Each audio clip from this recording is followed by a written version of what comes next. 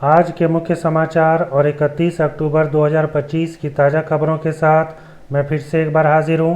तो आइए जान लेते हैं दिन भर की बड़ी खबर। साथ ही आप जान पाएंगे देश और राज्य की सरकारों ने क्या किया ऐलान और क्या दिया बड़ा बयान। सबसे पहले एक नज़र सुर्खियों पर। गृह मंत्री ने कहा पटेल की जयंती पर 1 से 15 नवंबर तक मनाया जाएगा भारत पर्व। फेड की ब्याज दरों में कटौती के बावजूद सोने चांदी की कीमत में गिरावट। युवा में लोकतांत्रिक मूल्य बढ़े, इसके लिए होगा देश में मॉडल युवा ग्राम सभा का आयोजन। 1 नवंबर से एसबीआई क्रेडिट कार्ड रखना हो जाएगा महंगा। अब खबरें विस्तार से, लेकिन वीडियो में आगे बढ़ने से पहले कर लीजिए वीडियो को लाइक और चैनल को कर लीजिए सब्सक्राइब ताकि आप रोजाना काम की खबरों से रूबरू हो सकें। देश के गृह मंत्री ने पटना में एक कार्यक्रम के दौरान कहा कि गुजरात के एकता नगर में 1 नवंबर से 15 नवंबर तक भारत पर्व मनाया जाएगा। उन्होंने सरदार पटेल को याद किया जिन्होंने भारत को एक करने में अहम योगदान दिया था। आपको बता दें कि इस बार सरदार पटेल की 150वीं जयंती है। एकता नगर वही है जहां सरदार पटेल की भव्य प्रतिमा बनाई गई है। उन्होंने आगे कहा कि सरदार पटेल एक व्यक्ति नहीं बल्कि एक विचारधारा है। अमेरिकी फेडरल रिजर्व द्वारा ब्याज दरों में कटौती की गई, वह भी 25 बेसिस पॉइंट की, लेकिन इसके बावजूद सोने और चांदी की कीमत में कमी दिखाई दे रही है। एमसीएक्स पर सोना पिछले दिन 1,20,000 रुपया प्रति 10 ग्राम पर बंद हुआ था। अगले दिन गिरावट के साथ 1,19,000 प्रति 10 ग्राम पर खुला। आपको बता दें कि कई बार अमेरिकी डॉलर में जब गिरावट होती है तो सोने की कीमत बढ़ने लगती है। जो निवेशक सोना में निवेश करना चाहते हैं वे लोग अमेरिका और चीन के बीच होने वाले ट्रेड डील पर नज़र बनाए हुए हैं। सरकार की तरफ से बीते दिन यह जानकारी दी गई कि देश में युवाओं को लोकतांत्रिक मूल्य की जानकारी हो, इसके लिए पहली बार सरकार के द्वारा मॉडल युवा ग्राम सभा का शुभारंभ किया जाएगा। इस प्रक्रिया से जितने विद्यार्थी हैं वे स्थानीय शासन में अपनी भागीदारी के महत्व को सीखेंगे। इस पहल में जिन स्कूलों को जोड़ा जाएगा वे हैं जवाहर नवोदय विद्यालय, एकलव्य मॉडल आवासीय विद्यालय और राज्य सरकार के स्कूल। इस कार्यक्रम का आयोजन पंचायती राज मंत्रालय द्वारा शिक्षा मंत्रालय तथा जनजातीय कार्य मंत्रालय के सहयोग से किया जाएगा। यह पहल राष्ट्रीय शिक्षा नीति 2020 की भावना के अनुसार है। आपको बता दें कि हाल ही में शिक्षा मंत्रालय ने छात्रों के लिए विकसित भारत बिल्डैथॉन 2025 जैसी कई नवाचारी पहल की शुरुआत की है, जिसमें कक्षा 6 से 12 तक के विद्यार्थियों को वास्तविक जीवन की चुनौतियों के समाधान हेतु रचनात्मक सोच को प्रोत्साहित किया है। आपको बता दें कि इस कार्यक्रम के विजेता को 1 करोड़ रुपया पुरस्कार के रूप में दिया जाएगा।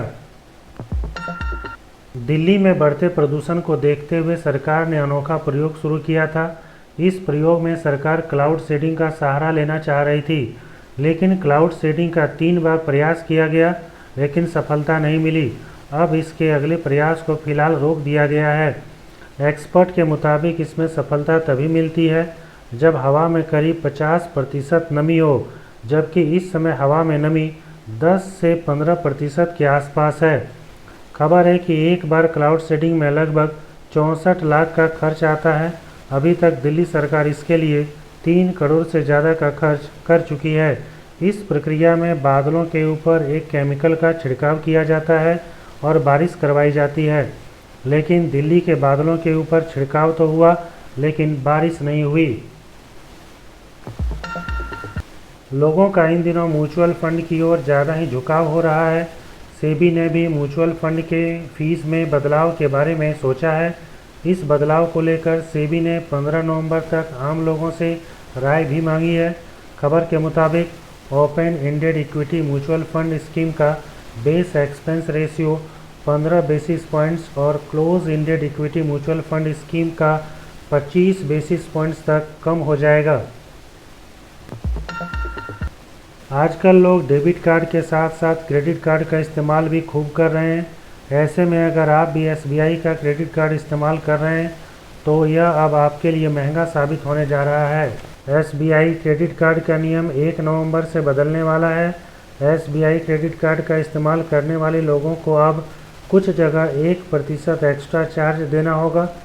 1 नवंबर 2025 से थर्ड पार्टी ऐप से अगर आप स्कूल कॉलेज की फ़ीस को भरते हैं तो अब 1% एक्स्ट्रा चार्ज देना होगा। यानी अगर आप 1000 रुपये का ट्रांजैक्शन करते हैं तो अब आपको 10 रुपये टैक्स के रूप में देना होगा। थर्ड पार्टी ऐप का मतलब है फ़ोनपे, पेटीएम, रेज़र पे। साथ ही यह भी कहा गया कि स्कूल या कॉलेज की ऑफिशियल वेबसाइट पर या पीओएस मशीन के द्वारा फीस देने पर यह टैक्स नहीं लगेगा। चक्रवाती तूफान मोंथा ने अपने रूप को बदल लिया है। अब यह कमज़ोर होकर गहरे निम्न दबाव में बदल गया है, जिससे देश के कई हिस्सों में भारी बारिश और तेज़ हवाओं का अनुमान है। यह आंध्र प्रदेश के किनारे और तेलंगाना के पास है। साथ ही अरब सागर में डिप्रेशन अभी भी बना हुआ है। अब अगर कोई भारतीय मलेशिया की यात्रा पर जाता है तो वहां पर भी वह पेमेंट के लिए यूपीआई का इस्तेमाल कर पाएगा।